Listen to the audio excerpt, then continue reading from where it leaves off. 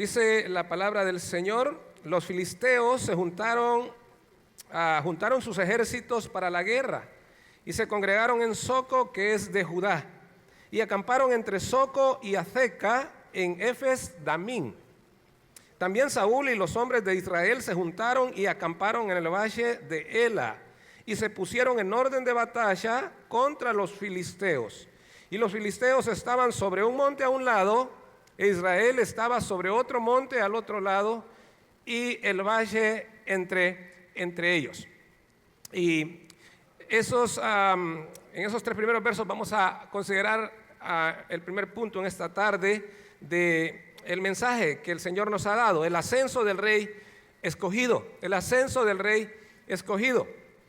Y le decía a algunos hermanos, hablaba en la mañana con algunos hermanos, ¿verdad?, sobre este texto, que estuve luchando mucho con él, porque, hermanos, escuchamos de aquel refrán bien conocido que dice: las apariencias engañan.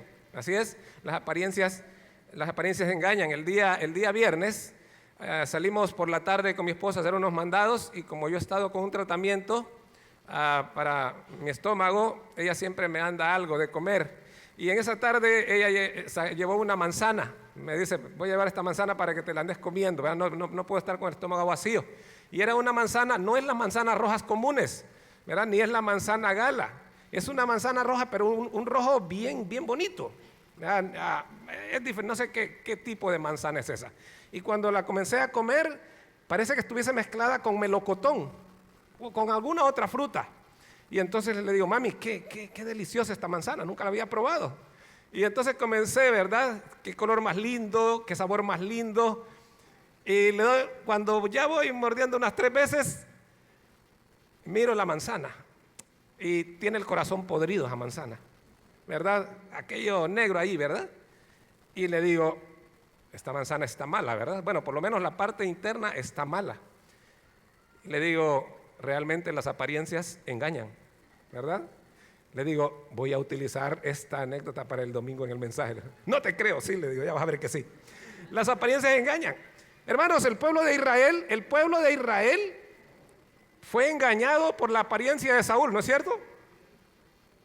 Saúl, dice, sobrepasaba de hombros arriba a todos en Israel. Este es el ungido, dijeron los israelitas, y lo nombraron. Y ya usted ve lo que pasó con Saúl. Pero Isaí también tuvo un problema en ese sentido. ¿Con quién? Con su hijo. Cuando Samuel llegó de parte del Señor a ungir a uno de sus hijos, que sería el próximo rey de Israel en lugar de Saúl, Isaí llama a 7 de sus hijos: Eliab, Abinadab, Sama y 4 hijos más. Y entonces viene y no llamó a David. ¿Por qué no llamó a David? ¿Por qué no llamó Isaí a David? Bueno, posiblemente Isaí dijo: bueno, pero si David es un adolescente, es un jovencito, es un chico, ¿qué puede hacer el Señor con un cipote, con un niño como este? Y no llamó a David. Pero no solo Isaí se equivocó por el problema de las apariencias. El viejo Samuel se equivocó por el tema de las apariencias. Comprobó en carne propia que las apariencias engañan. Cuando vinieron los 3 primeros hijos de Isaí, y mira a Eliab, ¿qué dijo Samuel? Ciertamente delante de mí está el ungido del Señor. ¿Por qué? Porque era un hombrón también. Entonces lo que tenía en mente Samuel era que el ungido del Señor era un gran hombrón, así bien grande. Y el Señor le dice: no te fijes en su apariencia, en lo grande de su estatura, porque yo lo desecho. Ustedes los humanos ven lo que está delante de sus ojos, mas yo miro el corazón, dice el Señor a Samuel. Y luego pasó Abinadab, luego pasó Sama, y pasaron los otros 4 hijos de Isaí. No es ninguno de estos, dijo Samuel. ¿No tienes ningún otro hijo? Sí, dice Isaí, hay uno, pero ese es David, ¿verdad? Es un pastor, es el pastorcito, es el que cuida las ovejas, está allá en el potrero. Pues dice Samuel: pues mándalo a llamar, porque no vamos a sentarnos a comer, no vamos a celebrar mientras él no venga. Y aparece ese muchachito del que acabamos de leer allí, aparece y piensa en él, hermanos, está allá en el potrero, está cuidando las ovejas. Ahí viene todo sudado, quemadito, ¿verdad? Dice que rubio. Y Samuel lo mira y posiblemente para sus adentros dice Samuel, no es posible, no creo. No sé el Señor qué pasó aquí. Y el Señor le dice, levántate, úngelo porque este es el rey de Israel. Imagínese. Casi le da un ataque del corazón al pobre Samuel ahí. Este es. Y mis hermanos, también los israelitas se equivocaron en cuanto a Goliat, con la apariencia de Goliat. Miraron la apariencia de Goliat y todos, aún el gran Saúl, dice que cuando miraban a este Goliat, salían huyendo delante de él, llenos de temor. Todos los israelitas. La apariencia de este gigante los engañó. Y en este texto, hermanos, en este texto precisamente ocurre algo similar. ¿Sabe? Cuando venimos a este texto, y a mí me emociona este texto, cuando miré el pasaje me toca predicar, le digo, mami, me toca predicar a David y Goliat, ¿verdad? Está emocionado. Y después miro del 1 al 25, no me toques aparte, le dije, no me toques aparte. Pero hermanos, a mí me encanta predicar la palabra, ustedes saben. Y entonces, pero cuando venimos a este texto, de igual manera caemos en esa situación. ¿Nos enfocamos en qué? Nos enfocamos en la batalla de David y Goliat. ¡Wow! Hasta yo me pongo loco cuando predico de David y Goliat. O en la gran victoria de Israel, ¿verdad? De los israelitas sobre los filisteos. Y nos enfocamos en otras cosas, pero en realidad es eso lo que el Señor quiere que veamos en este pasaje. Todo eso es lindo. Pero hermanos, cuando estaba metido en este pasaje y en las madrugadas, Espíritu Santo, ayúdame, ¿qué es lo que quieres que veamos aquí? ¿Qué ve aquí? Y miraba, hermanos, de que en realidad lo que el Señor quiere es que veamos cómo Él, lo cantábamos hace un momento, de manera soberana, maravillosa, toma a ese jovencito y poco a poco lo va promoviendo, lo va ascendiendo, lo va llevando hasta el punto en que va a llegar a ser el más importante rey en Israel. Es maravilloso ver cómo Dios en su soberanía, que cantábamos, eres soberano Dios, en su soberanía orquesta todas las cosas para llevar a cumplimiento sus planes y propósitos en la vida de sus hijos, en la vida de su pueblo y en este mundo también. Allá en Génesis capítulos 37 al 50 tenemos la historia de José.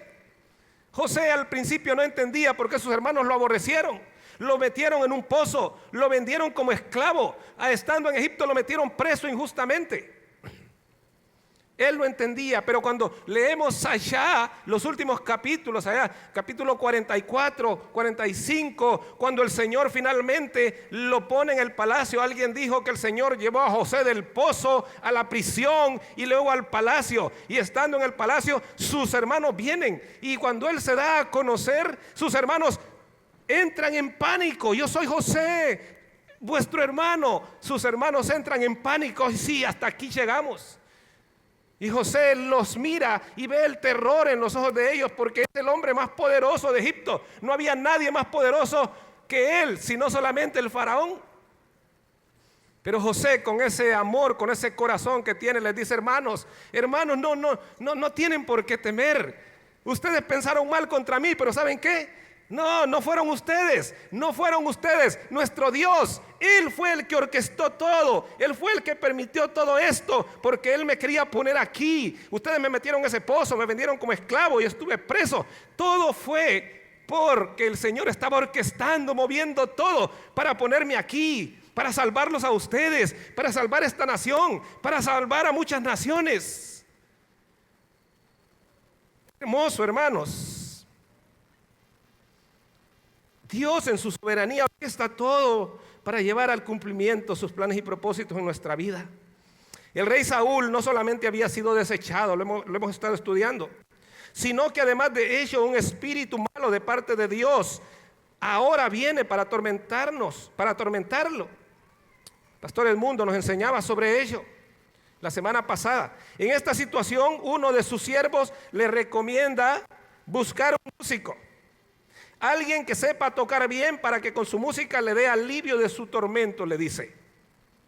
Asimismo, este siervo agrega que él, Dios orquestando, hermanos, que él conoce a una persona, conoce a alguien que cuenta con las cualificaciones para servirle en esa situación. Se llama David, le dice este siervo, es hijo de Isaí de Belén, sabe tocar bien, es valiente y vigoroso y hombre de guerra, prudente en sus palabras y hermoso, y sobre todo Jehová está con él. Dios está con él. Ese siervo fue prudente. Ya no está contigo, le dijo, pero sí está con él. Dios está con él. Lo puede leer ahí en el capítulo 16 anterior, verso 18. Saúl solicita a Isaí entonces que le envíe a David. Y hermanos, esta es la primera circunstancia orquestada por nuestro Señor, por el Señor, para llevar a David al palacio, aquel lugar que un día será ocupado por él. Y en este texto que tenemos ahorita, encontramos otras situaciones que serán usadas por Dios para dar a conocer al pueblo a aquel que llegaría a ser su próximo rey. Un rey no escogido por ellos, sino un rey escogido por Dios. Dios está obrando. Entonces, la siguiente situación que vemos aquí es el conflicto. El conflicto, eso es lo primero, les dije. Hoy sí, ya entramos. ¿Sí? Hoy sí ya entramos. El conflicto, ya leímos. El conflicto entre israelitas y filisteos.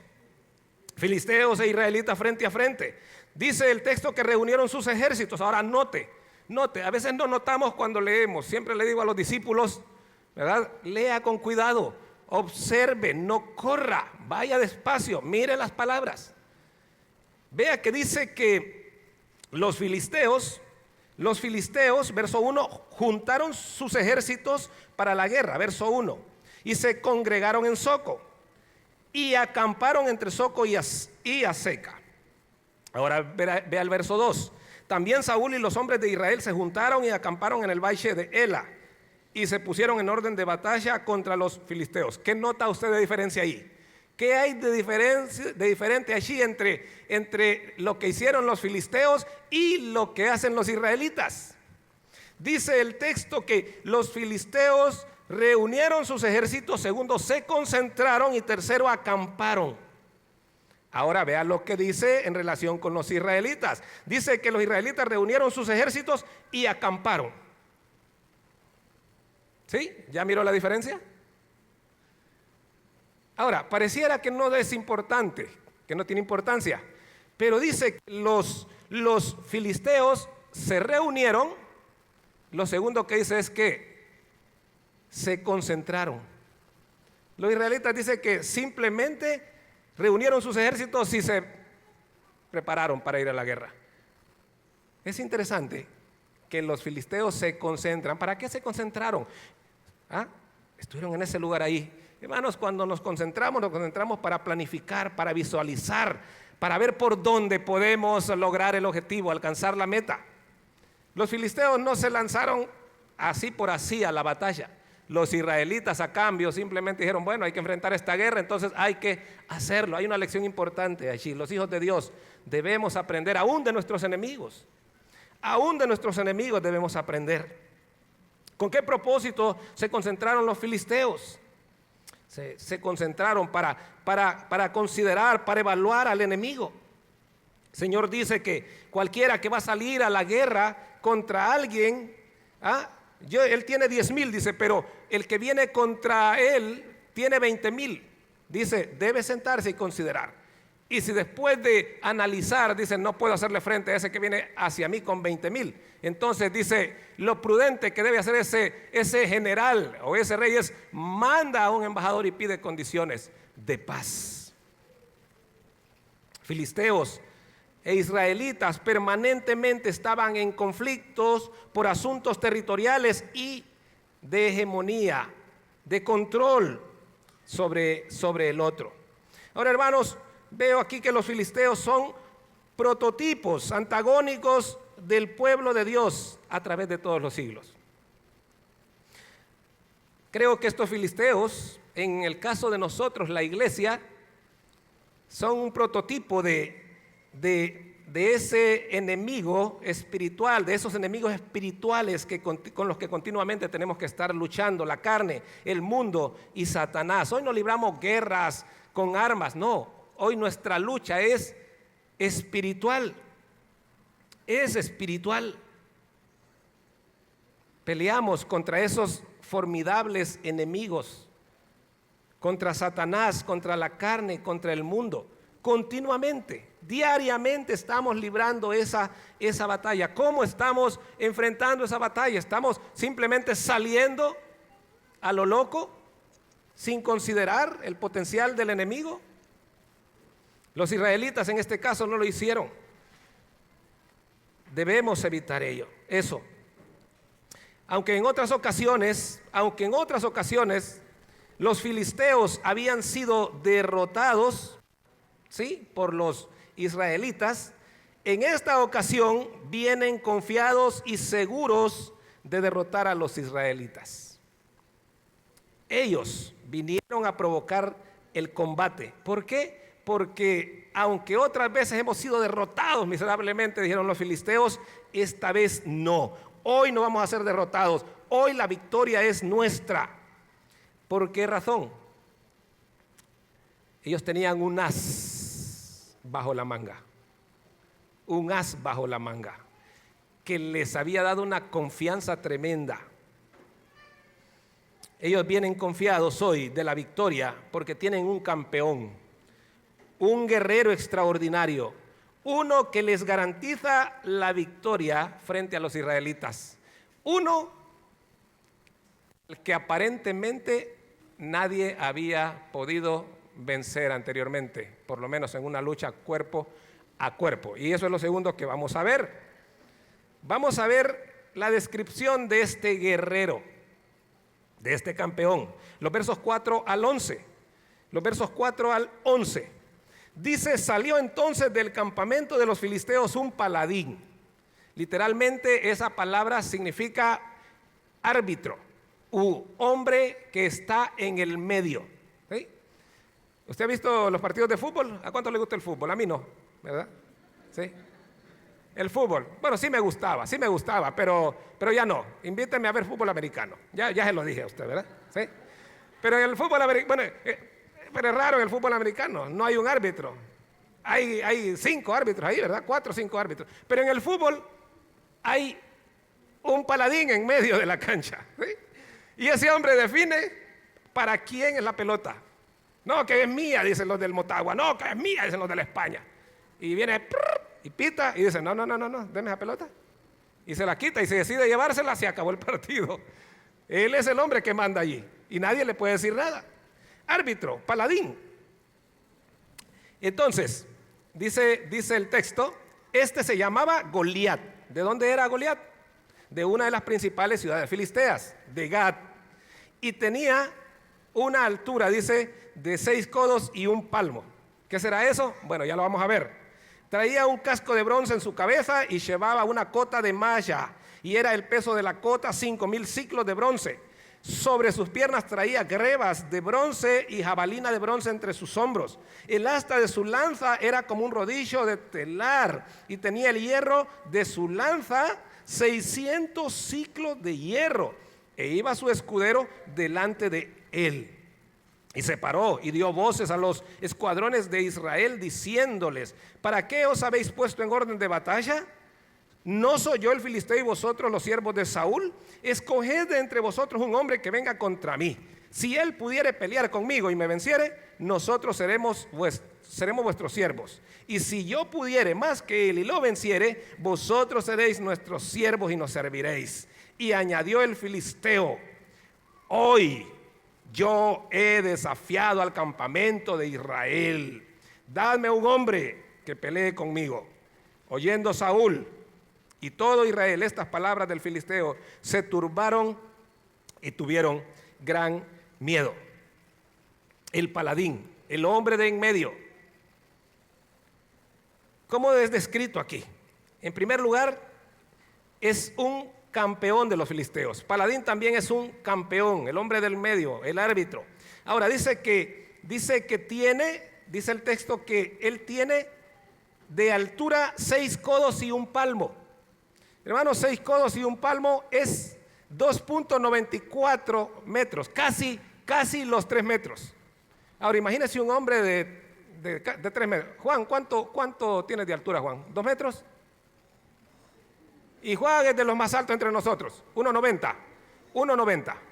Juan tiene 1.90, hermanos, creo que es el hombre más alto en nuestra iglesia. José, ¿cuánto tienes? José, 1.80, imagínense, otro hombrón de la iglesia. Entonces Juan se lleva aquí, Juan es el grande aquí, 1.90. Ahora póngale 1.10 m más a Juan. Hermanos, esa es la altura. Esa es la altura de Goliat. Es posible que él sea descendiente de los anaseos. Números capítulo 13, versos 27 y 28 nos narra cuando los israelitas fueron a explorar la tierra y regresaron con el informe y dijeron, regresaron a Cades Barnea, a Moisés y dijeron, a ver, vamos a dar el informe. Y Moisés, tal como el Señor dijo, la tierra que Él nos va a dar ciertamente fluye de leche y miel. Y aquí está la prueba de ello. Dice que traían un racimo de uvas entre dos. Dice uno allá y otro acá. Aquel racimo de uvas, ciertamente es una tierra que fluye leche y miel. Pero las ciudades, ¿verdad?, son amuralladas. Son altísimos los muros. Pero no solo eso. Habían hombres ahí gigantes. Los gigantes habitan ahí. Y terminan con el informe diciendo, y éramos nosotros, a nuestro parecer, como langostas delante de ellos, chiquititos delante de esos hombres. También allá en Josué capítulo 14, verso 12, Caleb dice, según la promesa de Moisés, yo te vengo a decir que me des Hebrón, le dijo a Josué. Dijo Moisés que la tierra que pisara la planta de nuestros pies sería nuestra. Y yo estuve en Hebrón, donde están los gigantes, los hijos de Anac. Sesai, Aimán y Talmai están allí. Ahora, el Señor está conmigo, los voy a echar de ahí. Y vemos cómo Caleb sacó a estos gigantes de allí. Es posible que haya descendido de allí. Ahora, lo segundo que nos dice que casco de bronce, ese hombre estaba bien protegido en su cabeza. Una espada, una lanza, con un mazo, un palo, ese hombre estaba protegido en su cabeza. Cota de malla, es decir, es un forro, ¿verdad? Una especie de camisa de centro, solo que en este caso era de hierro. Ahora, ¿cuánto pesaba solo esa cota de malla? Dice, era de 5,000 ciclos de bronce. 5,000 ciclos. ¿Cuánto es eso, hermanos? Son 57 kilogramos. 57 kilogramos. Estamos hablando aproximadamente de 157 por 2. A ver, ayúdenme, 114. Estamos hablando de casi 130 libras. Solo ese forro. Solo ese forro de ese hombre. Imagínense el peso. Más de 100 libras. Solo eso. Para proteger su pecho, su corazón, sus costillas. Ese hombre iba bien protegido. No había manera como entrar por allí. No había manera como entrar por acá. ¿Qué más? Grebas en las piernas. Unos protectores de hierro, de bronce que se utilizaban acá. No se podía porque en la pelea el espadachín podía irse por bajo y cortar las piernas. No había forma. Ese hombre estaba protegido también en sus piernas. Jabalina de bronce. Llevaba una jabalina, dice, colgando entre sus hombros de bronce. Una lanza, dice veamos allí. Dice una lanza cuya solo el asta de esa lanza, solo la punta de esa lanza, dice que pesaba 600 ciclos de hierro. 600 ciclos de hierro, eso es aproximadamente 7 kilogramos.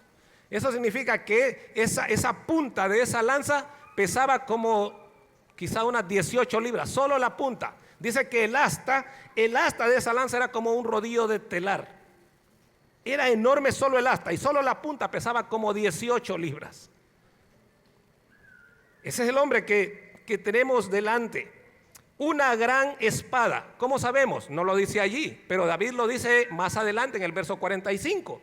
Cuando viene el filisteo contra él, le dice: David, tú vienes a mí con espada, con lanza y con jabalina. También traía una espada.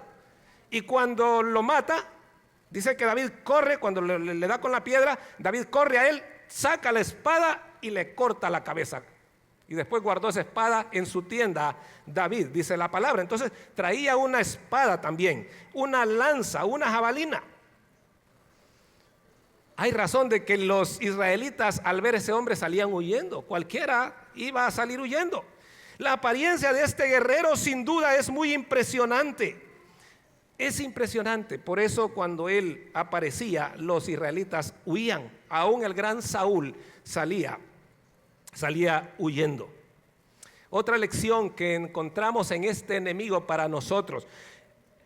Y pensaba, hermanos, en las palabras del apóstol Pablo allá en Efesios capítulo 6, versos 10 al 20. Efesios capítulo 6, versos 10 al 20, donde dice Pablo: por lo demás, hermanos míos, fortaleceos en el Señor y en el poder de su fuerza. Verso 11, vestidos de toda la armadura de Dios para que podáis estar firmes. Vestidos de toda la armadura de Dios para que podáis estar firmes contra las acechanzas del diablo. Verso 12, porque no tenemos lucha contra sangre y carne, sino contra principados, contra potestades, contra los gobernadores de las tinieblas de este siglo, contra huestes espirituales de maldad en las regiones celestes.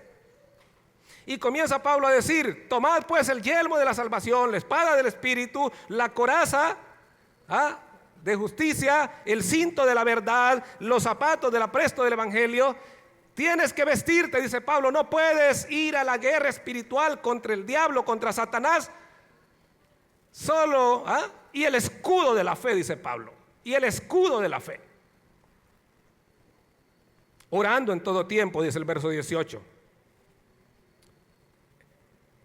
Goliat era alguien que no tomaba a la ligera un enfrentamiento. No era alguien que tomaba a la ligera un enfrentamiento contra su adversario, contra su enemigo, quien quiera que fuese. Bueno, dijo, estos israelitas, ¿verdad?, son chiquitos. No, ¿verdad? Le dijo ese escudero: mira, aquí están las grebas. No, ¿para qué? Mira, aquí está el casco, ¿para qué? Si ni me van a alcanzar. ¿Cómo me van a alcanzar esos israelitas chiquitos que hay? No, déjese ese yelmo ahí, ese casco. Pero la cota de malla, tampoco. No, ¿verdad? Él no menospreciaba el enfrentarse con un enemigo. Él se iba a enfrentar con un israelita. Y todas las mañanas ese tipo, por 40 días, dice que llegó a desafiar al pueblo de Israel. Ahora, yo no creo que ese tipo con todo eso iba a dormir, ¿verdad? ¿Y cómo iba a dormir con todo eso? No, iba a desafiar a Israel y como todos huían, regresaba, se quitaba eso y descansaba. El día siguiente se volvía a poner todo eso. Voy a ver si hoy aparece alguien que pelee contra mí. Y se volvía a poner toda su armadura y salía a desafiar a Israel. Bueno, una lección importante para nosotros, muy importante para nosotros. Debemos vestirnos de toda la armadura de Dios. Él nos la ha dado. Él dice que debemos usarla. A veces muchos creyentes andamos allí por la vida espiritual y no queremos orar, no queremos, no conocemos la palabra, no conocemos la espada del Espíritu. Y por eso el enemigo nos aparece, se nos enfrenta y un 2x3 nos hace pedacitos. ¿Qué hizo el Señor? Cuando vino Satanás a tentarlo, Mateo capítulo 4, Lucas capítulo 4, ¿qué hizo el Señor? Ya que eres hijo de Dios, di a esa piedra que se convierte en pan.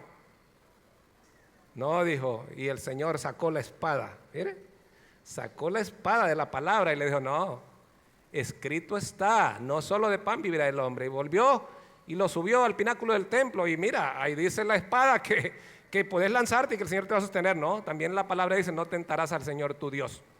Le mostró todos los reinos del mundo, le dijo, todos serán tuyos si me adoras. No, la palabra dice que al Señor tu Dios adorarás y a Él solo servirás. Hermanos, hay que conocer la palabra. Hay que conocer la palabra si vamos a hacer uso de la palabra, pero si no, el enemigo nos hace pedacitos en un segundo.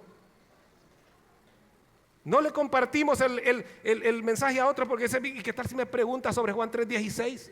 ¿Y qué tal si me pregunta sobre Romanos 5:8? No.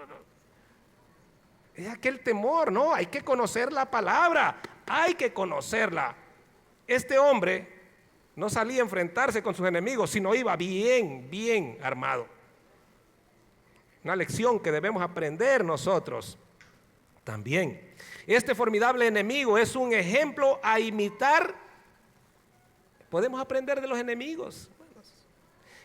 Y este formidable enemigo es un ejemplo a imitar en cuanto a cómo debemos estar vestidos permanentemente en lo espiritual, ya que nuestras batallas no son una vez a la semana, no son una vez al mes, no son una vez al año. Nuestras batallas espirituales son de todos los días. Ahorita que salgamos por ese portón, hermanos, ahí van a estar los demonios esperándonos para enfrentarse con nosotros. Debemos aprender de Goliat. Nunca debemos quitarnos la armadura de Dios. Dice Pablo, vístanse de toda la armadura, no solo algunas partes de la armadura, toda la armadura de Dios. Pero los versos del 8 al 11, que ya los leímos, nos presentan el desafío de Goliat. No pierda de vista que todo esto, o sea, nos deja grandes lecciones, hermanos. Todo esto nos está dejando grandes lecciones, por supuesto. Yo aprendí mucho estudiando aquí y es lo que estoy compartiendo con usted. Hay muchas lecciones, pero no olvide que detrás de todo esto lo que el Señor está haciendo es impulsando a su rey, dando a conocer a su rey. Ya este jovencito se había ganado el corazón de la corte, de los cortesanos, de los que estaban en el palacio. Ya se había ganado el corazón de ellos, pero ahora dice el Señor, tienes que subir un escalón más. Ya te di a conocer en el palacio, ya te ganaste el corazón de los que están en el palacio. Ahora voy a hacer que te ganes el corazón del pueblo de Israel, porque luego tú vas a ser el que los dirija. Qué lindo, hermanos. El Señor orquestando todo, pero veamos el desafío de Goliat. ¿Y qué vamos a? Versos 8 al 11. ¿Qué dice el verso 8? Que se paró y dio voces a los escuadrones de Israel. ¿Qué es eso de que dio voces? Es decir, gritó, vociferó al ejército de Israel. ¿Qué denota, qué revela esto de Goliat? Mis hermanos, él viene con arrogancia, él viene con prepotencia. ¿Por qué? Porque él se considera invencible. A él nadie lo ha derrotado hasta ahora, ni entre sus propios paisanos ha habido uno que ose enfrentársele. Y un israelita comparado con él, ¿qué podía hacer? Entonces él viene 100% seguro, totalmente confiado en que ¿quién se le va a poder enfrentar? Viene, dice, y gritó, vociferó al ejército israelita. Y eso revela la arrogancia, la prepotencia con que viene este filisteo incircunciso. Esta es una actitud que debemos evitar los hijos de Dios. ¿Y es que los hijos de Dios podemos caer en eso? Sí, hermanos. Sí, podemos caer en la arrogancia. Porque el Señor me ha dado tales dones, el Señor me ha dado tales habilidades, el Señor me ha dado tales privilegios. Bueno, cuidadito, hermano. ¿Sabe usted lo que es el orgullo? ¿Sabe? El orgullo es, alguien comparó el orgullo como inflar un globo, ¿sí? Entonces Satanás lo que hace cuando no podemos asimilar el corazón agradecido de las personas y nos dice, qué bien, hermano, fui bendecido, estoy siendo bendecido, la iglesia está siendo bendecida por lo que haces. Entonces, cuando no sabemos asimilar esas cosas de que somos instrumentos de Dios, que Él nos está usando para su gloria, que todo lo que somos es por su gracia, entonces somos como un globo, ¿verdad? Satanás nos sopla y comenzamos a llenarnos, ¿verdad? Y con cada elogio Nos vamos inflando. ¿Y qué pasa con los globos cuando se inflan y se inflan y se inflan? ¿Qué pasa, pastor? Se estallan, se explotan. Proverbios capítulo 16, verso 18, vea lo que dice.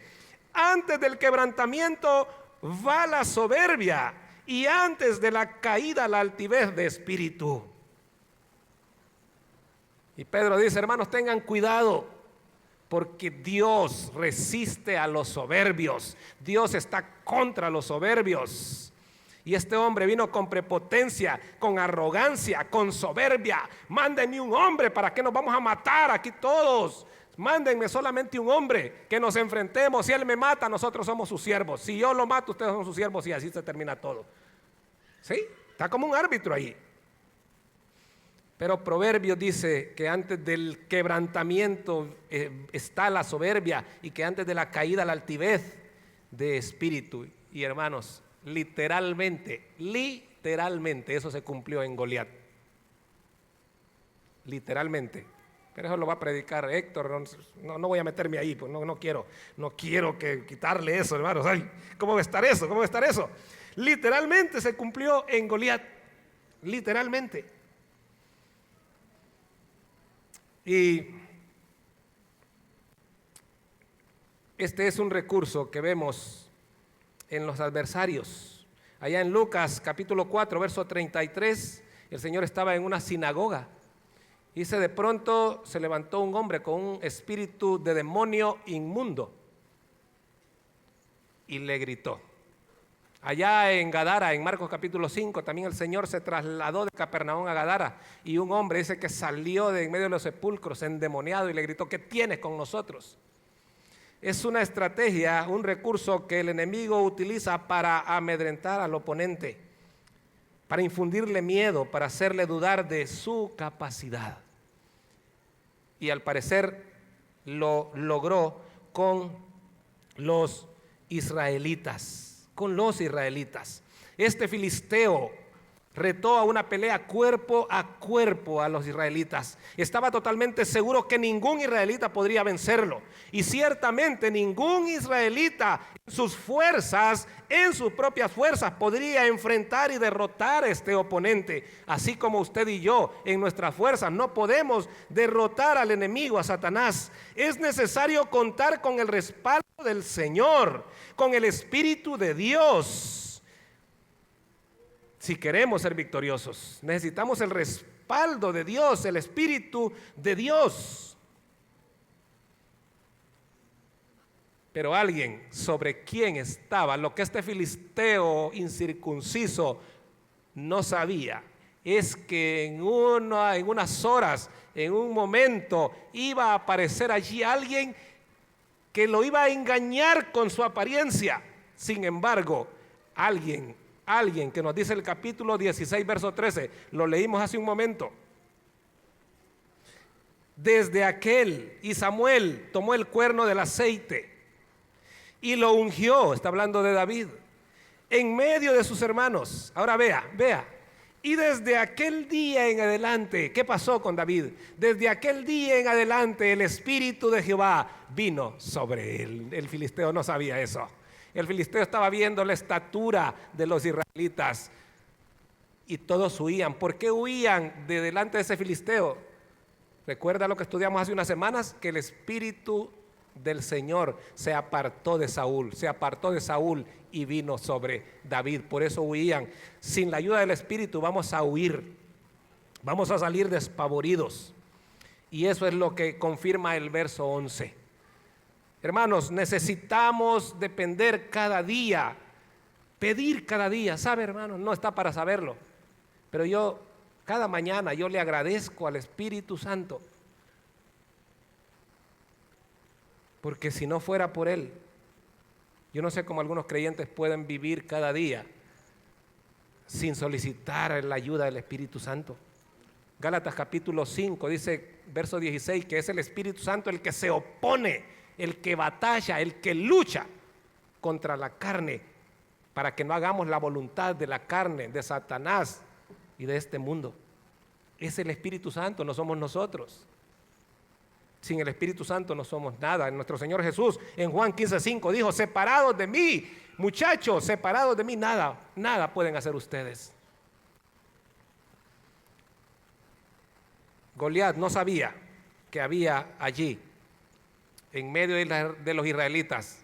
Es cierto, la mayoría de ellos no tenían el Espíritu, pero había uno entre ellos que él ni se imaginaba sobre el cual había venido el Espíritu de Dios. Y eso nos lleva a lo último, no olviden. Sí, es una batalla épica, es una victoria épica, pero Dios no, no es el enfoque principal de Dios. El enfoque principal de Dios es, ¿cuál es el enfoque principal de Dios aquí? Promover a su rey, impulsar a su rey, hacer que su rey se gane. ¿Y cuáles son las características de ese rey que el Señor está impulsando? Bueno, los versos 12 en adelante. En primer lugar, dice que David era hijo de aquel hombre efrateo de Belén de Judá, cuyo nombre era Isaí, el cual tenía ocho hijos. Lo primero que nos dice el texto es que era oriundo de Belén. Ahora, estuve investigando, hermanos, y antes de David yo no encuentro que haya salido de Belén algún renombrado. No encuentro. Si usted, tal vez yo no investigué tanto como debía, pero si usted sabe de que antes de David salió algún personaje renombrado, ¿verdad? Un guerrero renombrado, entonces me lo dice. Pero la verdad es que, tal como pasaría con el descendiente de David, que vendría 1000 años después, aparentemente ningún personaje sobresaliente había venido de este pueblo. Pero como a nuestro Dios, mis hermanos, le place hacer las cosas de manera inimaginables para los hombres, Él decidió que el más grande, el más sobresaliente, el más importante rey de Israel viniese de ese insignificante pueblito. El Mesías, el Cristo, el ungido, el Salvador del mundo, vino de ese pueblito. Allí nació. Natanael dijo: ¿podrá algo bueno salir de allí? Sí, de allí el Señor levantó al gran rey, al más renombrado rey de Israel. Si está notando, escribe 1 Corintios 1, 26 al 31. Nuestro pastor Sergio lo compartió en la mañana. Mírense, hermanos, dice Pablo, mírense. Miren lo que el Señor escogió para glorificarse, para humillar a lo grande. Miren a lo débil del mundo, a lo vil, a lo menospreciado, a lo que no es. Eso fue lo que el Señor escogió para mostrar su gloria, su poder, su grandeza en este mundo de Belén. Lo segundo que vemos ahí es que ese era el menor de 8 hermanos. Cuando Dios mandó a Samuel a ungir al nuevo rey, David ni siquiera fue invitado a esa reunión. ¿Qué podría Dios hacer por medio de alguien así, de un adolescente? Es interesante que de los 8 hijos de Isaí, 3 están en el frente de batalla. Los otros 4 están con Isaí y son mayores que David. ¿Por qué Isaí? Pregunto, ¿por qué Isaí no envía a uno de estos otros hijos que son mayores que David, sino a David? ¿Por qué? ¿Por qué lo manda? Es interesante, no se lo voy a responder. Lo tercero, verso 15, dice que es un pastor de ovejas. Ese gran rey es un pastor de ovejas. Es oriundo de Belén, es el menor de todos en la familia de Isaí, el más chiquito, pero es un pastor de ovejas. Y hermanos, esto es lindo. Dios no necesita tanto de personas con habilidades o destrezas, sino de hombres con corazón de pastor. Es decir, personas que se preocupan sinceramente por el bienestar de los demás, dispuestos a desvelarse, a sacrificarse, a enfrentar peligros por defender a otros. Hombres dispuestos a conducir a las personas por mejores y más seguros caminos en esta vida. Dios está buscando pastores, hombres y mujeres con corazón de pastor, que amen a otros, que se desvelen orando por otros, que aconsejen a otros, que guíen a otros, que cuiden a otros, que alimenten a otros. Dios está buscando, y por el que nadie creía, tenía ese corazón. Dios no estaba buscando tanto un líder militar, aunque David fue un gran líder militar, pero Dios estaba buscando más para su pueblo un pastor, alguien que guiara a su pueblo. Ese es el rey que el Señor está impulsando. Pero lo cuarto que vemos en este rey que el Señor está ascendiendo es que es obediente y diligente. Los versos 17 al 20 nos dicen que Isaí le dio una orden a David. Y David dijo: papi, pero ¿y por qué, papi? Y 4 hermanos, mire, es cierto, Eliab, Abinadab y Sama están al frente de la batalla. Pero ¿y los otros 4? ¿Y vos por qué no manda a uno de ellos? Es que aquí lo a mí, a uno como uno es más chiquito, a uno solo con uno la agarran aquí. No. Hermanos, mire qué lindo. Mire qué lindo. Verso 20. Se levantó pues David, ¿cuándo? A las 10 de la mañana, dice, a las 11. Se levantó pues David de mañana y dejando las ovejas al cuidado de un guarda, dijo: bueno, mi papi me manda allá a hacer, esas ovejas hay que miren cómo se las arreglan. No, tiene corazón de pastor. Dice: mis ovejas, es un viaje largo, mis ovejas no pueden quedar así nomás, viene un lobo en peligro, se me puede extraviar una. No, inmediatamente gestionó. ¿Para qué? Para que alguien cuidara diligentemente sus ovejas.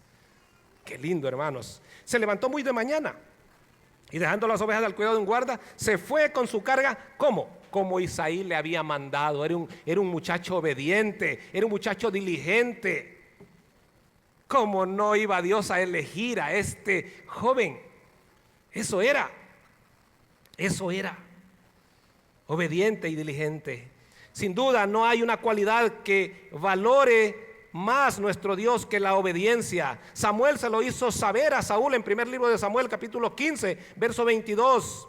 El obedecer es mejor que los sacrificios. Nuestro Señor dice en San Juan 14, 15 y 21 que si le amamos, vamos a obedecerle, vamos a guardar sus mandamientos. David no cuestionó en ningún momento la orden de su padre, simplemente obedeció y con diligencia gestionó que alguien cuidara sus ovejas. Hablando de Cristo, Mateo 3:21 dice que el Padre testificó de su agrado debido a la obediencia de Jesús y lo recompensó por esa obediencia en Filipenses 2, 9 al 11. Y por último, mis hermanos, dice el verso 23, dice que el 22 que David llegó entonces al frente de batalla a ver si sus hermanos estaban bien, porque era la orden de su padre. Verso 23, mientras él hablaba con ellos, he aquí que aquel paladín que se ponía en medio de los dos campamentos, que se llamaba Goliat el filisteo de Gat, salió de entre las filas de los filisteos y habló las mismas palabras. Marque eso: y las oyó David. Ay. Las escuchó David. Bueno, y todos los israelitas huían, dice. Pero ahí, marque ese verso 23, que David escuchó. Ahora, ¿cómo era este rey que el Señor está impulsando? Era un hombre habituado a los grandes retos. Era un hombre habituado a los grandes retos. El filisteo habló las mismas palabras y las oyó David. Para los demás hermanos, este rugido causaba temor. Huían delante del filisteo, pero no para David. ¿Por qué? ¿Por qué David no salió huyendo mientras todos salían huyendo? ¿Por qué? Porque él ya había escuchado el rugido de los leones. Él ya había escuchado el rugido de los osos. El de este filisteo no lo tomaba por sorpresa. En unos minutos, al igual que había silenciado el rugido del león y el rugido del oso, más adelante lo dice. El otro domingo vamos a escuchar esa parte. No estoy predicando esa parte, solo estoy, ¿sí? No me vaya a Héctor, no me vas a castigar después. ¿Sí? No estoy predicando esa parte. El rugido de este filisteo no lo tomaba por sorpresa a David. En unos minutos, al igual que él había silenciado el rugido del león y el rugido del oso, en unos minutos él iba a silenciar el rugido de este filisteo impío. Mis hermanos, el Señor está impulsando a su rey. Sí, hermanos, qué pasaje más maravilloso. ¿Cuánto aprendemos? ¿Cuánto aprendemos? Pero sobre todo lo que Dios quiere enseñarnos es cómo Él en su soberanía va moviendo todo en nuestra vida, en su pueblo, en este mundo. Aunque a veces decimos nosotros, ¿dónde está el Señor cuando vemos lo que pasa en este mundo? ¿Dónde está el Señor? Hermanos, ahí está el Señor, está en su trono, Él no se mueve. Él está moviendo todo para su gloria y para nuestro bien. Señor, gracias por tu palabra de esta tarde. Alabamos tu nombre, Señor. Gracias porque aprendemos de tu soberanía y de cómo tú, Señor, cuando tienes un plan, un propósito para nosotros, Señor, tú mueves las cosas. Y a veces nos deslumbramos, Señor, por cosas que tú haces, como esta batalla épica, como esta gran victoria de los israelitas. Pero tú no te deslumbras por ello, Señor, porque lo que tú realmente estás haciendo atrás del telón, es conduciendo todas las cosas al cumplimiento de tus planes perfectos. Gracias, Señor. Gracias por tu palabra en esta tarde. Gracias te damos en nombre de Cristo Jesús, nuestro Señor y nuestro Salvador. Amén.